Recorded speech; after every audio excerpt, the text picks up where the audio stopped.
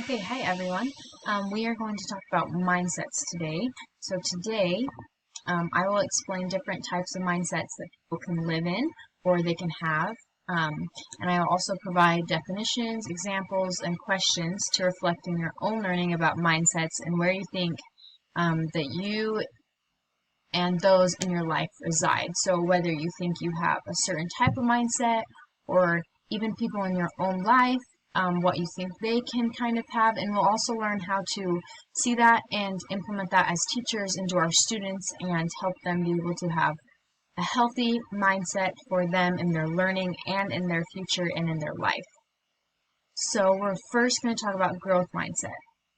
Then we're going to move on to locus of control, and then the innovator's mindset, and then personal excellence. So just kind of a brief on all four of those. So growth mindset is their most basic abilities can be developed through dedication and hard work.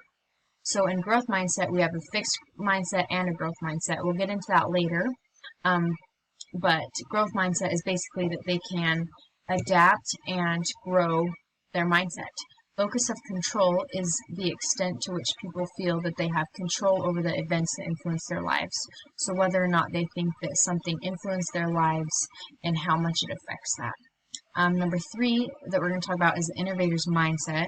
The abilities, intelligence, and talents are developed so that they can lead to the creation of new and better ideas. So they can change, they can be better, get better ideas, and just be creative in those ideas. And number 4 is personal excellence, and that is the journey of positive development beyond oneself and is a step-by-step process of improving oneself in every aspect of life.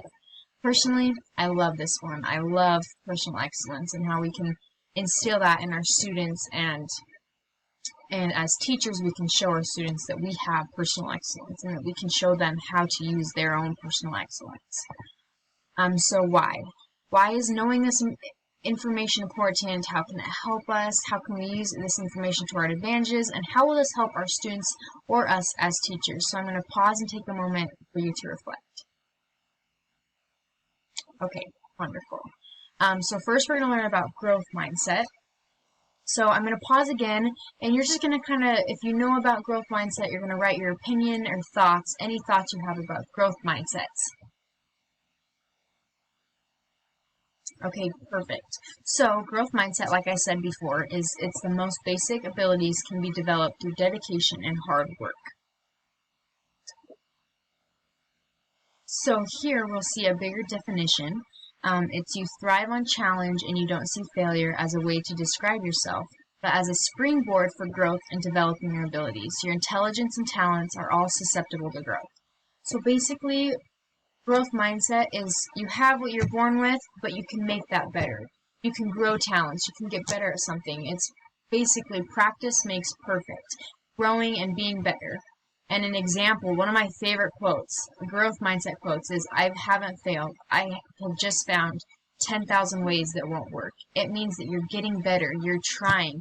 And that's from Thomas Edison, I believe, with the light bulb. I mean, what would we have done without that light bulb? Maybe for sure that someone would have eventually came up with the light bulb and everything, but we know that he did it and he had a growth mindset and he found the way that would work. So I'm going to pause again, and what's an example from your life or someone that you admire that you feel has a growth mindset? What do you think, or a talent that you feel like you haven't been the best at but knew that you could get better and developed? Okay, great. For me, I do not believe that I was born with musical abilities. I do not believe that that was just something instilled in me, but I knew that I wanted to learn the violin. I worked hard at the violin, I play the violin, and I love it, but I believe that I worked hard at that. I know that I did my best and very best to grow in that area, grow my talent. Now, here we have a fixed mindset. So the definition is people believe that their basic qualities, like their intelligence or talent, are simply fixed traits. They spend their time documenting their intelligence or talent instead of developing them. They also believe that talent alone creates success without effort. So a fixed mindset basically means like, I'm either good at something or I can't do it. I can't really get better. I have a talent. This is the best I can do. I can't really get better. I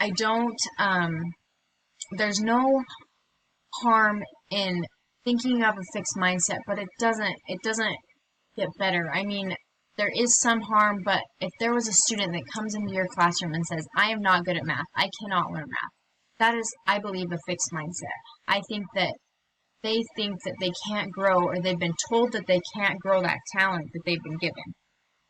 So I'm going to pause again, and when have you seen this in your life, or have you ever felt this way, that you just can't get better at something, so you're like, that's it, I can't grow better, I can't do any better than what I have already. So when have you seen this in your own life?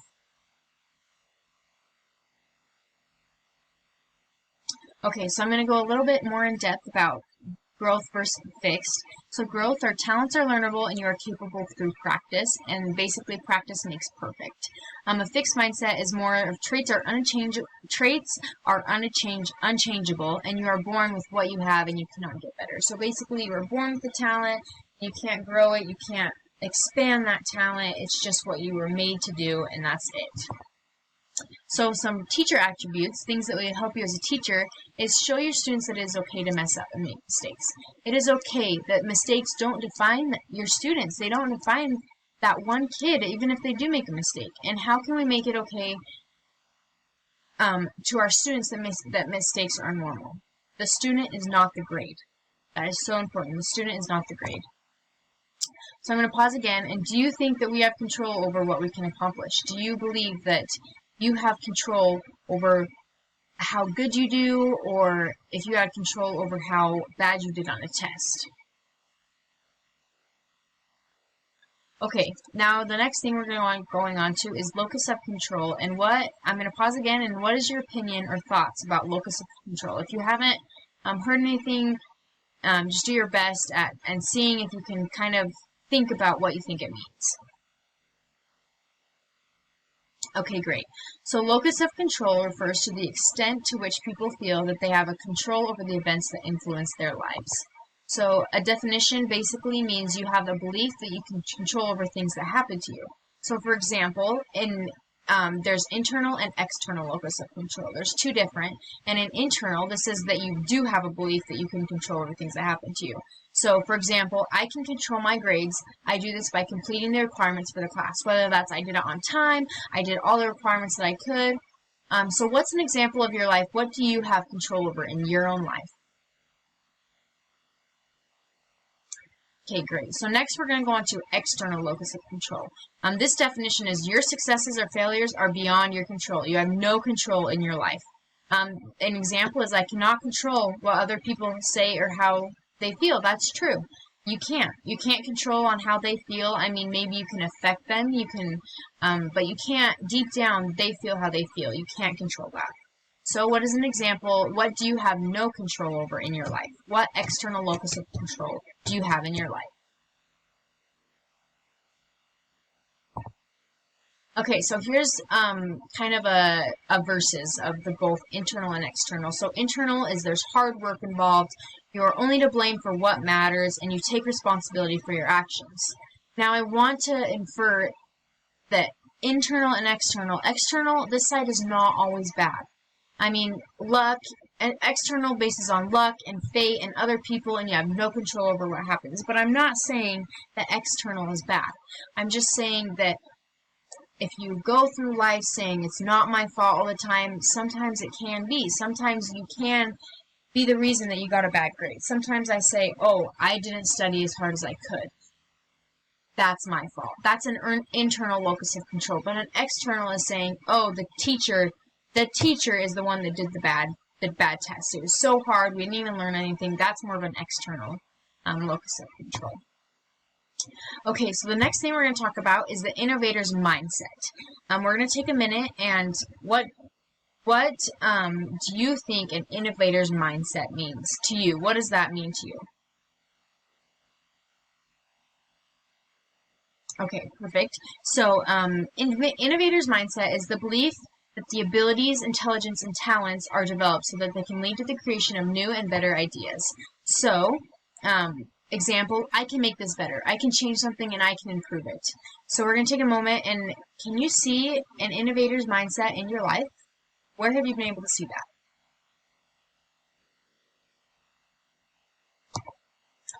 Okay, so we're going to go back to innovator's mindset for a little bit. I'm just going to talk about it a little bit more about how you have control. An innovator's mindset is something that you can tell your students, you can teach your students that they have control. You can make something better. It's kind of like a growth mindset in my mind. You can change something, you can make it better.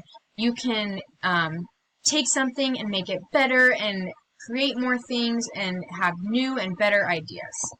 Okay, so the next we're going to go to personal excellence. This is the journey of positive development beyond oneself and is a step-by-step process of improving oneself in every aspect of life. Although the process is difficult and requires patience, but it benefits those who want to live a successful and happy life. So, an example is I will not give up on myself. Personal excellence is personally knowing that you will not give up on yourself. You have faith in yourself. You have confidence in yourself. Stop wishing and do something about it. Do something that you love. Either do something that you know you should. It's just a step-by-step process of improving yourself and getting better, whether that's mentally, physically, anything. So, do you strive for personal excellence, and how do you do so in your own life?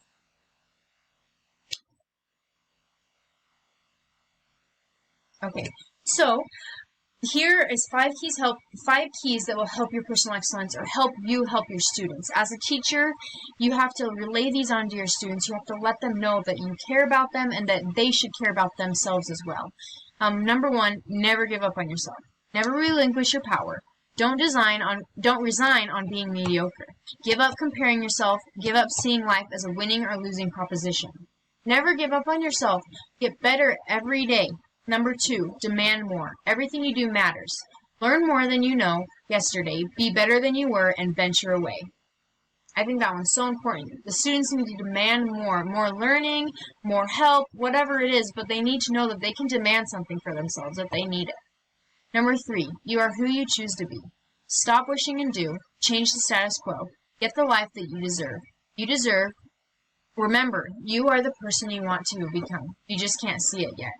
Let the students know that they can choose who they want to be, whether that's in class or outside of class. They can be the person they want to be. And use the Boy Scouts motto, believe in yourself, be prepared, and the thoughts, feelings, and actions of today determines your future. And 5th is spiritual speaking. So everything depends upon your attitude, and stay true to who you are. My favorite one, personally, is never give up on yourself. And I think that's so important that we need to tell our students that. So, I'm going to pause right now, and I'm just going to ask if you remember what the 4 things we went over today, the 4 mindsets that we went over today, go ahead and write them in. And thank you so much for being here and watching this, and please help your students, and as you as teachers grow mentally and physically and using these mindsets, I know that they can make a difference in the lives of our students and in the lives of the students in our classroom. Thanks.